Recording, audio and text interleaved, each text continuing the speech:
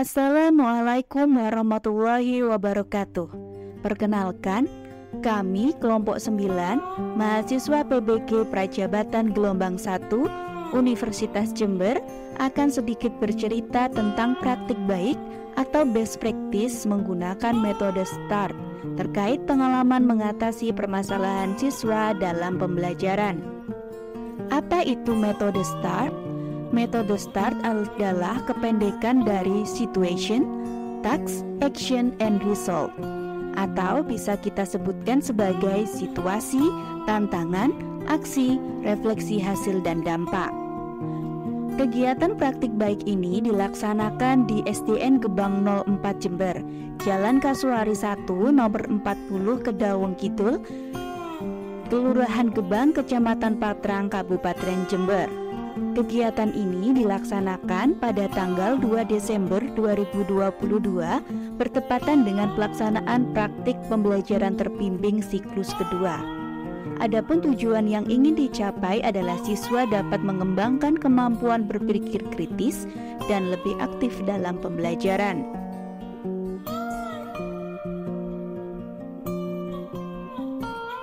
Latar belakang masalah dari praktik pembelajaran ini ada 3. Yang pertama, rendahnya kemampuan berpikir kritis peserta didik terkait permasalahan yang terjadi. 2. Belum optimalnya penggunaan media pembelajaran yang inovatif. Ketiga, metode yang digunakan guru kurang bervariasi. Mengapa praktik ini penting untuk dibagikan? Setidaknya ada 4 alasan. 1. Sebagian besar guru mengalami yang hal sama dengan permasalahan yang dihadapi saat ini. 2. Praktik pembelajaran ini dapat memotivasi diri saya, juga guru lain untuk mendesain pembelajaran yang kreatif dan inovatif. Ketiga, praktik pembelajaran ini diharapkan bisa menjadi inspirasi dan referensi bagi guru-guru lain. Yang keempat, pembelajaran berpusat pada siswa. Adapun peran dan tanggung jawab guru model dalam praktik pembelajaran di sini adalah untuk mendesain pembelajaran yang kreatif, inovatif, dan menyenangkan, membuat rancangan modul beserta lampiran-lampiran seperti bahan ajar, media pembelajaran, LKPD, dan instrumen penilaian, serta melaksanakan pembelajaran sesuai dengan perangkat yang dibuat.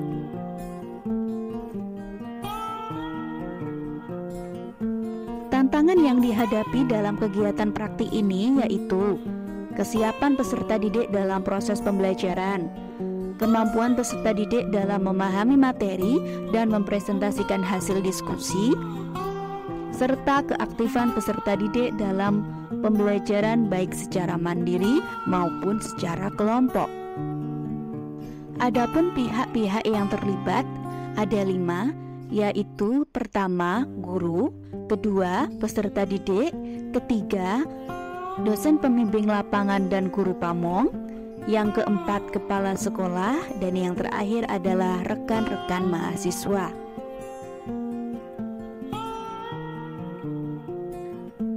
Yang pertama adalah menyusun rencana pembelajaran atau modul ajar dan media pembelajaran, mempersiapkan alat, sarana, dan prasarana.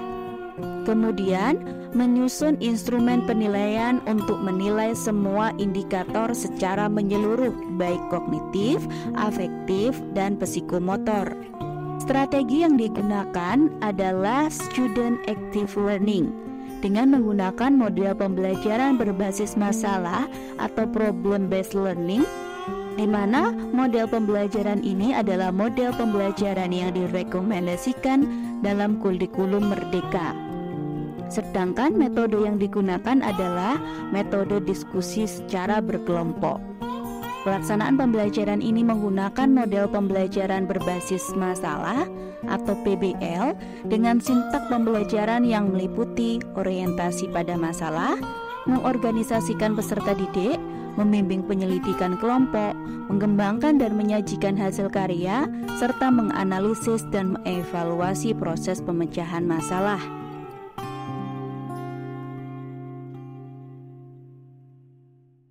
Secara keseluruhan, semua tahap kegiatan dalam proses pembelajaran sudah sesuai dengan modul ajar. Siswa menjadi aktif, interaktif, dan termotivasi dalam proses pembelajaran. Peserta didik juga dapat memahami materi yang telah disampaikan.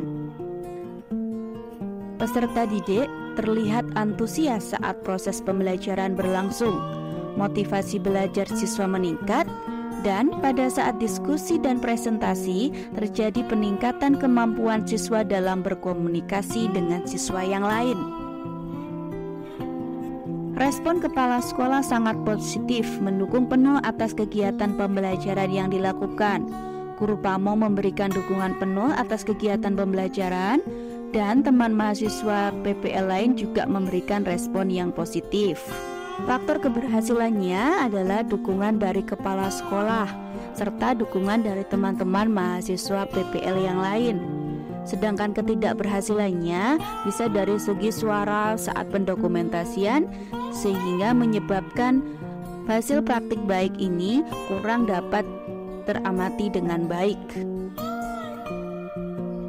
Peserta didik lebih termotivasi saat pembelajaran IPAS. Pemilihan model dan strategi membuat kegiatan pembelajaran lebih aktif dan menyenangkan, serta media pembelajaran lebih bervariatif. Demikian cerita praktik baik menggunakan metode START dari kelompok 9. Kurang lebihnya kami mohon maaf. Terima kasih.